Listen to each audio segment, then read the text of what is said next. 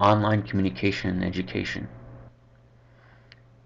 This presentation is by Prabhu Surendran and Zenon Bardikot, and it is regarding how email and instant messaging changed the way students learn.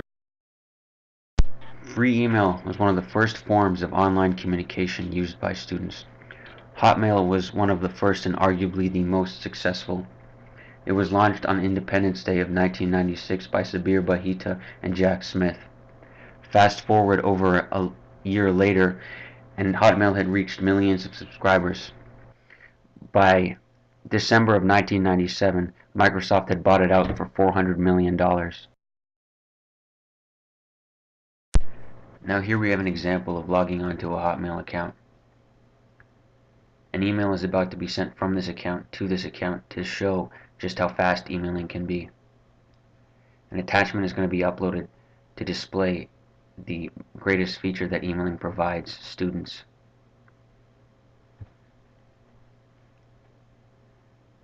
Now as you can see, as soon as the email is sent, it is received almost instantly.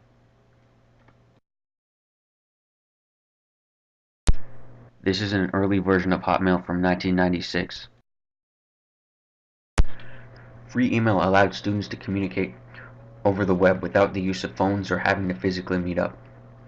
Sending and receiving information on projects or group assignments was made easier since no one had to physically hand anything over, and files could be attached to an email. Everything could be done online, and nothing could be lost since an email was always saved on a server and its attachments along with it. This could also speed up work since emailing is a much faster way of communicating, considering meeting up generally required traveling. Instant messaging is what most students use throughout high school for social and school-related activities.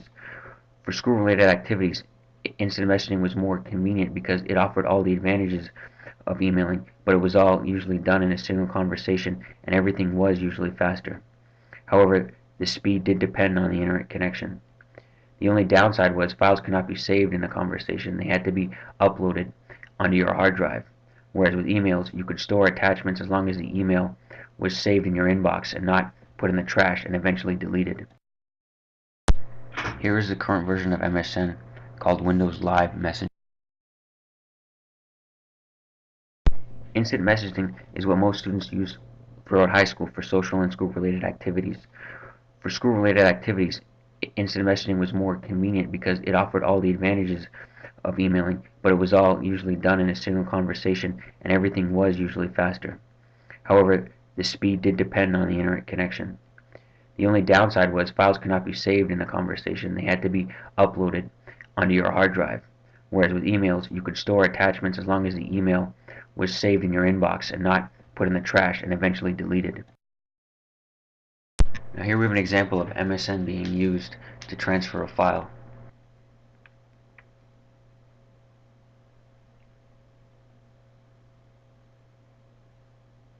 The file is now uploaded and then transferred to the recipient.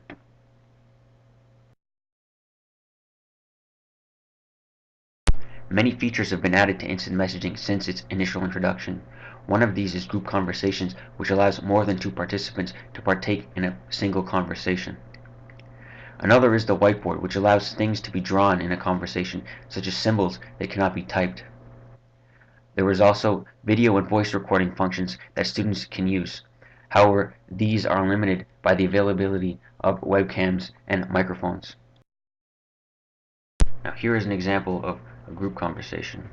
You simply click invite the people you wish to invite and then click OK. However, we would not be inviting them for the purposes of this video. For the whiteboard, simply click that symbol and then draw in whatever it is you wish to draw. Then click send. As you can see, the image shows up in the conversation. For the video function, simply click on video, and if there's a webcam hooked up, the feed will be provided. For the audio function, simply click on the audio symbol, hold, say what it is you want to say to the microphone, then release. And the audio file can be played and stopped as long as the conversation is open. There are negatives to using email and instant messaging, the biggest being cheating. Students can easily send their work through conversations or emails to other students. This is especially problematic for computer courses and post-secondary education, where most work is done electronically. The second issue with these services is procrastination. Because these services make it easier to do work, such as group assignments, people tend to put things off, simply saying, we'll do it over MSN, we'll meet up on MSN. This has been our presentation on online communication and education. Thank you.